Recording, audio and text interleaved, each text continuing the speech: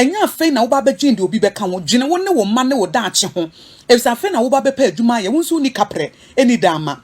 wo de wo salary nyina age bosia eti kakra na ye digya wo kwan na bank na te eti nya afen na wo bedwene sa hankrofo hu se medaka mu asese me nam fom no efo mo ho bai mo mo nka de yesese wo mo ka minima warefo bi a asetena no wo mo bo fom wankasa ena afi oba ne kunu tena ase na so be me na ye be ne dai ena oba ne se mechi bayre a ekoyie ye to eti me enkochi bayre ena be ma ne ka oba ne ho ena wo mo chi bayre ne kokko ena wo mo ton no kwa ho ba bia ebe nkrofo ba bia nkrofo ye adwuma ye to afi de na afi na Abusive mu na ekọ nanim afi de ekọ wi ase no wo mo nya kakra to asan hyase ama ene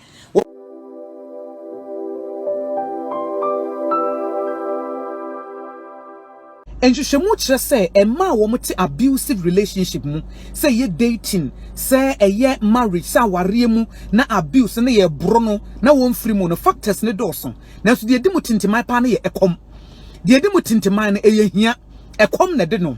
na eye ohia dodo no a wo yi sa factor ne free mu de aka na ye jimi efi say wo ye oba na say wutimi twa aduane di na wo ye oba na betimi atwa wo masuku fees wo ye oba na betimi ahandan adamu a na wo tena ho ma be ma bro wa akopim so wo bewuo na wo ma edane nyanka every the society bekanti tag bi e de mema wonti a eno de ye jimi na mom no me message we no koma ye maame nom ye srem ye maame nom sa wo baba yi wana se ye girls na ye wo mo no makoda ne hunu se de di kan wo ye nyankopon dia okay. Every woman, you belong to God. We nyame dia, nyame bom, nyame wo boma wo no ankasa ne ho. So we read Revelation chapter 4 verse 11. We see he created everything for his pleasure. Dia nyame bo ye bia de ka eye nyame ne dia. Wo nya bema dia. De di kan no nti oba bai wa na wo ne tifie ho no fa hye ne tirim so oba pa wo ye nyame dia de di kan nyame ne bo wo bo ma wo no ankasa ne ho ena de to so bi wo ho a nyame pese wo ye na asase so a ehia eno nti no bo wo nti wo purpose.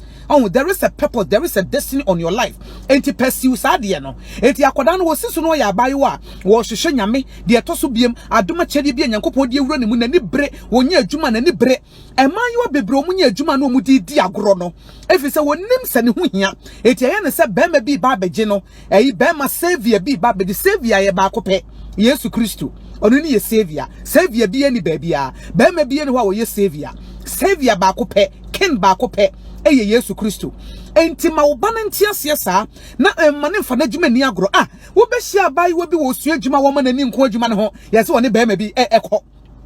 na afa won transe ye se woni bema na wo miensa bema na kro anye ne ho ade na afa de bema ne bo no na woni adjuma ye ekom se do no enti wote ho anka so oba no nsa no adwuma no enkatira wo ye makeup a wo ye bibia wo ye no be ma no start se wodi nsamfon no enye no nsa nkwa pa ne ba bia fa adenti ne sese matna ware ase na wo mu wu awro ho sama esiye e wo America mamu sa ba bra yi ani kunu ekuni ebra be ma no edi nsamfon so sesa na niam afiri ho wo firi ho wo fira ware na se mistake a wo ye ya ne se wo obrema ne threaten no wo ama police fo aso ante ni mistake a wo ye ya no nanso yo banyansafo pa e se bra be ma ne se bi wodi nkwase asem no babra no wo sesa na niam afiri ware na se e se no onye oba ekomde no wanya oba ehia no wanya oba wontimi ntwa aduane nie wanya oba wontimi ntwa ne masuku fees nti wontena ho ema wo meku no ema ne ma enane nyanka nanso wo free ho no ne mistake a make babra ye ya no se bra be ma na threaten no one report to ama police for anche be ma no want mu a be ma no go ahead edi sansem fon no eti ye besre ye maamenom ne ye papa nom ye ma no yentete wo mo hunu se botaye bi da wo mo so bibi wo asase so nyankopon hia wo mo so wo ba be ye enya wade ntu no mo ba ye eye regenesis nyankopon di kan bo nipa no wodi kan ma nipa nkwa wo ma nipa nkwa wie no wo ma na adwuma se wonye dominion wo amfa ma be ma nkwa wode ma ma ne mema nyina Genesis ho na abehunu eye Genesis chapter 1 verse 26 no ansa na akire Genesis 2 ho kono aware ne ade ba nti ye besre ye maamenom ema ebre wa aware ase ekomunti ene wo hia oba wusisu amfo adwuma ni agro wakosia be ma me ma anya adwuma ye wo de be ma wo nsa hye nanum ebre bi opebia na wo bekawo na se enye obabia na bema timitire ne nsa bono sansem we da bia meka enye obabia na bema etimitire ne nsa ede bono wo ma ne nsa so a ono atande ne nsa da beto e so onim so oba na onya ma ne nsa so baako wasesa ne niam wo han ne dan ene ne ma wo mkoda daada enti oba ma wo munya du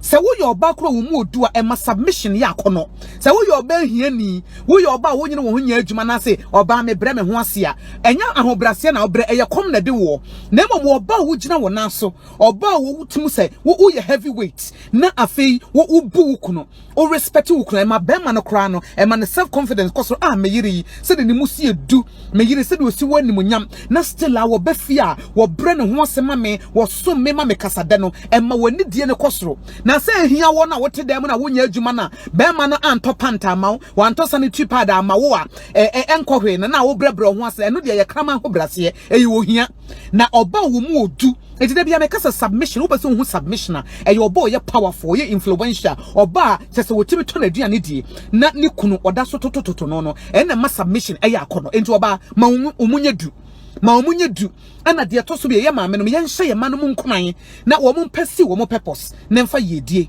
My dear, where you are is not your final destination. Things will change. Be hopeful. Don't lose hope. You know, the enemy uses discouragement, depression, anxiety to put us down. And you have to be aware of his scheme. You know that he is after your joy because he knows that the joy of the Lord is your strength. So anytime that you are joyful, it means that it's a big spiritual weapon. So he always comes. Okay, he always comes against your joy. He stands against it, and he will bring your way tactics and news, development, thoughts that will discourage you. So you have to be aware of his scheme. And when you know the word of God is something that you can stand on to detect the lies of the enemy. The word of God is something that when you know,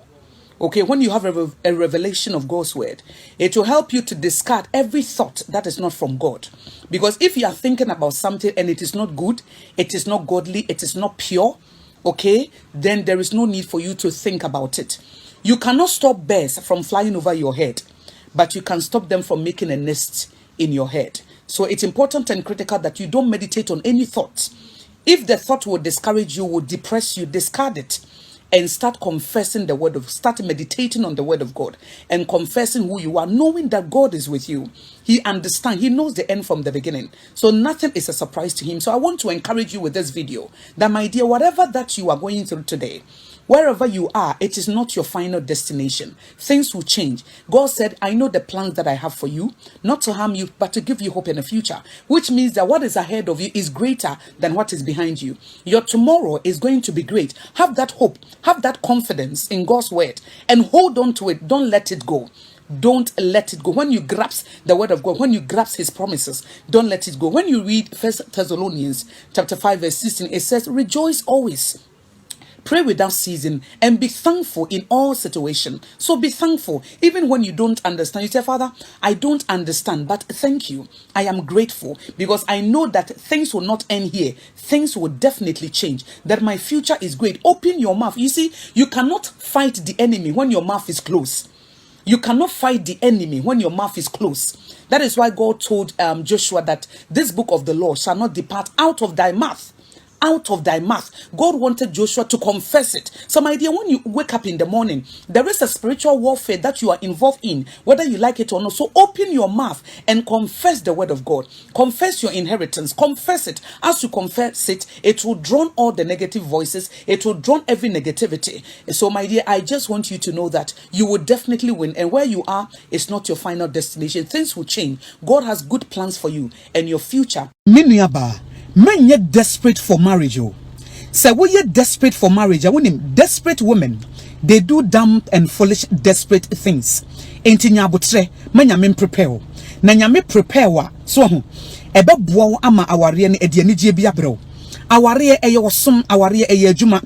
Enti sa wo ye obakra na wo ware a udibre wa ware mu wo ye helper wo ye boafo. Enti ada na wo pre ho akwakopa adwuma bi a ebe so sen wo. Wo pre ho akwakofa adwuma bi a ebe ba betena wo nigye so. Wo pre ho akwakofa adwuma bi a sa adwuma no nipa no kwa wo kwakofa no wo ni vision. Wonim ba bia wo kɔ. Wonim na bra bo no left and right. Ebra nyankopɔn wo siesie Eve no Adam kora no wada. Adam no wadenti nyame ne te wasente manyame nsiesie o onyame ne nim said what think your emotional state sitie eno nim be makro betimi ate wase obetimi akrokro wo amu akoma atoyem on ne nim be mo betimi lead you be man ne head no or submit to Christ or dini ti ene na tenka ehye nyame nkonkru tumi ase eti janse wo pre wo ho no wonsam pepre hu nti o ma mema yusu wo bia send wo text message no ka cute words kire no de na no fa ho na oh you are beautiful wa wo to no nim sa ho ofe eti wonsam mema dada wo ntime show say men get desperate for marriage. Bible say he who finds a wife wankase she who finds a husband wankase oba wo kopere ekohwehwe bema wo se bema or no e find oba and that's what funny wife eti me so nya botre wan manyame ensiesie no ama wo bema wo te wase bema wo nim babia wo fi ne wo fa mu na obetimi adowo ama ne ma pe wo mu apia obekwakofa adwuma bi ato so adwuma no eso sen wo eti so pre wo ho tena nyame na ase asafo na wo mu no som fa ho manyame fo watenka no wakoma nyina ama no was love the Lord with all your heart, with all your mind, with all your strength, with all your soul fa obi bia do asafo awade na fa ye n'adwuma ne gyan sa ware a wo penti no wo pepre wo ne nkrofo kru no mo enam ena gya wo yere be ware me wo de wo ye ntia be boa wo obi nyan ne yere no wo me ware wo na ogya ne yere be ware so nso obi gya no akwa ware wo ba foforo efise wiase de wo dua na no na wo twa empepre hu bebrebe a wo pepre a wo ma hu kwan ema nyame prepare wo said na Eve nyame prepare na Adam wada no bema bie no obetimi ate wase ogi se bema no woni nyame wo relationship bema woni nyame wo relationship no sama bema na bete wase efise obekọ nyame ho no obu se Awurade se ekwan be na metimi afa so ado Akosua yie metimi ado Adwoa ye ne nyame a kyensa Adwoa se no tie Akosua se no tie enti se wa nya botre amanya bema wo submitting himself to Christ wodi ne ti hye Yesu Kristo tumi ase nyame nkonkru tumi ase ama wo life now the desperation and manyini me ba cho wanyini adai wotu woni vision ema ho woni purpose enya aware enti na ebe wiase o aware ka brabo ho nenso enya no the main reason tia onyankopon boy onyame wo boy ma wo no ankasa ne ho se ye mesom ne ne build relationship ye medi na body nyina so enti wo adwuma ba ko de ma wo se wo be ye boafo ama bema enti bema bi e ba wo life ma wo mom na wo kofa adwuma ato ho so eye mo na wo de bema bema no enti se bema na adwuma wo no ho so pa aboro so a wan hwe adwuma no betimi ekun before your time adwuma na e wo bema no ho no ebi ana wo na so sen e betimi ekun before your time enti janse wama desperation ema wujeja wo ho enkrofo send you direct message Facebook obi ka so ho ofe or like who page kakra bi na wujeja ho na anu aduane ma no na wakono wo use wa ekire na wadampo ene mema bebre ehuma ne strategy wo ma wo se ma bebre e powere eti wo ye ya oba ya wo so mewa na oba ne timye ne de wo ka so oba ware mi o ene wo use wa ebi kura no wo yire wa brochire bogafo wo mo ba no mo no ma be use mo no ma da mo no ma semo wo wi anu akwakotena ne yire ho nya bote wa ye desperate dodo obi timi be waro no agya wasi ha etoro bi kura asafo no peso mo ye mpensempensemu ehu ba bia be ma ne firi oba ne ma ho kwan medono be ma ifra brochira ba be ma ifri ba bia ba ye wo se aha no okwa asafo no kura peso mo ye investigations kakra wo bay na ne buofu ne maame ne papa ka ho asema na ne buofu adwuma wo kofa beto ho so no a yesi nya abotre se bia wo befa adwuma ebetimi akoyi amawo adwuma emro so no ene wani abre na wo pre huntu se emema use wa wo ye oba susu ma wotrim nya wode se de bia pese be ma ka asema de kire wo wo ye obi a wote sa de bia ebe daada ese se wo ankasa hu se wo sombo onyankopon bo no se ne suba ne se so wo ye oba wo mudu Bible say be ma kra wo pe favor jis wo nyam eti be ma na wo no kra ba da ware wo no ni favor ejina wo so enti wonye ni paketoa wonye ni pahu na wo mo wakwa akopre e de ahwehwe be ma no wo ba wo life mu a ni favor kese na ejina wo so wodi nhira bi beba na kwem ade nyina bedi abo na awie ne yie efese nyame se wonya wo a wonya de papa eti wonya de fon wo ye obi a wo mudu eti say be ma search for you ese say be ma yene for you ese say be ma fa kwampa so no odi nya wo se de be ya wo betimi na tena waso enti de make na say don't be desperate for marriage menye too desperate efese wan hwe a e do be ko hawo ene abenediem na no mishia young man bi ena me ne di nkoma sister Akosua na me namfofo nyina o ma ye yi agya me ena me say na wo hu se wo namfofo nso ebi nso the prison ebi nso so abodam ebi nso yare ana wo hu ye no nso so wonte ye no nso ho asem ana na ode wo ho kwakototo obi ho Bible said those who compare themselves to themselves they are not wise say wo do ho tutu obi abrabo ho a ema wo hu de Nyankopon ya ama wo na wo hye baabi nyame yi wo friye ne baabi a wo de wo kwa baabi a wo de wo kɔ efi so so ni madwene kora wo dwene fa ho na dwene no nya adwenbɔne enya adwenfi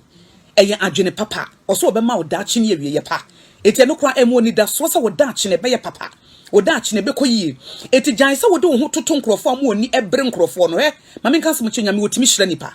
Obi obeka kire wo se abosom ne omo ko Benin ne omo ye fraud ne omo ye internet fraud no ene be mo omo ye nada eno enche. Was said the blessings of the Lord they make it rich and he has no sorrow to it. Onyame hire nipa wonfa oya woni abenedie any depression any yare enka ho. Wo bonsam no odi nhira ma obi a na wagye wo kra na wode yare na wode yetan na wode ani bre na oma wontimi na anadwo onyame de wo hira wa woda.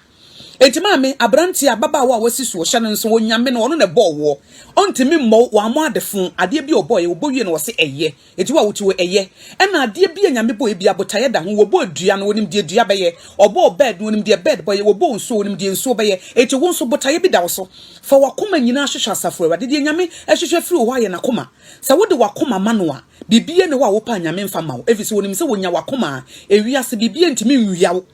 ewia so obi wo ho a nakoma ehye ne kam nakoma hye ne kunum nakoma hye ne yirim nakoma hye ne sikam nakoma hye ne mansion mu saa de no efiri na brabo mu pe no waye empty ne dofo bi jana no waye empty nenso so wakoma ewo asafo awade nsem a emfa ho de nipa be ye atia wo emfa ho ne adwuma ye be yi wadie emfa ho ne ade ebebo wakoma no ne watenka ne wonyame mu na wonim se wonyame no he is a good God, he is a faithful God. Wonyame a wodo no wodo be kon kakra eti jan se wodo ho tutu obi ne wo ba wiase wo nko na abaye entafo mema wo ntafo obi adwene nko eti wo destiny bi da wo so obi ena ekọ wonso would brebeso. God's blessings are inexhaustible. Onyame blessing nipa ba kofo ntimi mfa wo die wo ho di nachi die hiana na meka che fa wakoma na wadwene nyina fa mano fa dono fa siki the Lord fa hwehwa asafo awade everything will fall into place. Baby wakoma wona nye wakoma wo material things mododo wo ye two canal eti na ma wontimi hu nyame ne monyam no na wo ye wadwi se awade mede makoma nyina be ma na mahwehwe wo a mehwehwe wo wasem me ne obenante wo pebe ye mepa maame onyame be hyira wo aye wo kese na nhyira ne ba enche wo mfiri ne nchen wo bekoso a atena ne nase nanu a COVID-19 ba ye mihia be ma bi a yeyi na die ena ne yire nso nya adwuma enti eba asa no na sese okoka ne yire hu ofie na abrabo mu aye din but adwuma na no ye ne ye na etua ne kayi enso so emise wo hwe abrabo masetena efie hwe nkwada project a wo ye ne ade no na ama sika na se wenhye na nya bebre amfanto but owo car ena mbusa nsenti se car no obe ne de obeton na wo de apa adwuma foforo aya na sese o sister Akosua me de me feri obi a me da ka mu ne ensan hu me na me da fom de nkrofo beka ena me se papa ekom de wa wo se de nkrofo beka ekom de wo yire ne wo ma wo se de nkrofo beka Bible a kind of revelation was say don't despise small beginning abrabo no sanity to be a wutimi tofom na se wo chance foforo mentie de obi beka ofise wo ma no emeba wakonhoma ena wo ma no emfa sika ma 2 tables so ena wo mo ano no entua wo masuku ofisi enti mimi ni obi a no ye adwuma wo banks na egu ye no ye bank manager ye yi na die wo de ne car no wo de aye Uber ena wo sori wo de ye adwuma ekomede ne esese won ne madidie enti nya fe na wo ba ba dwene de obi beka ho enya fe na wo ba ba dwene de obi beka ho dwene wo ne wo ma ne wo da ache ho efisa fe na wo ba ba pa adwuma ye wo nso ni kapre eni dama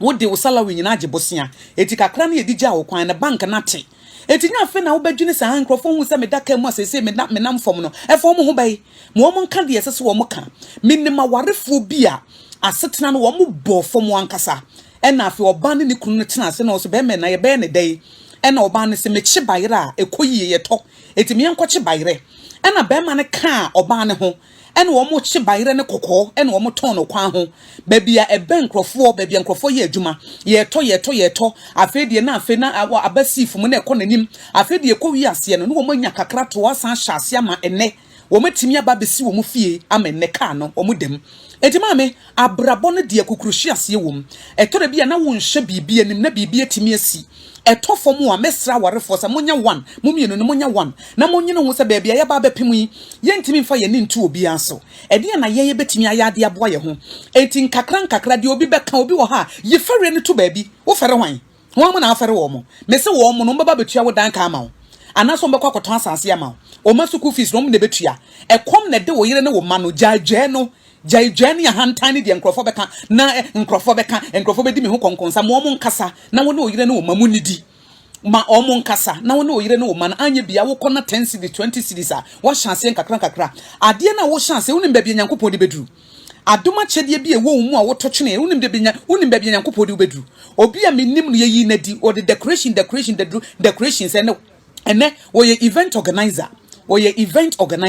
eti mesesa abrabɔ ne de eka ho. Or your life is full of uncertainties. E to de bia na wotimi hwiase ne wan hwe ne mu so obehwiase nenso no wo kan tam say mesan sori biem. Eti mema ne nya wani mema ne nya wo fere so obesan chance ye firi fom.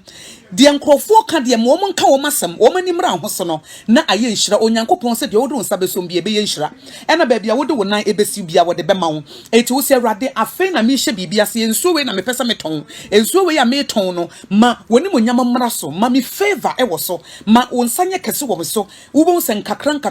sa yesi tietia na botwa right so we read Proverbs chapter 13 kura waka wo se de odo to won kakran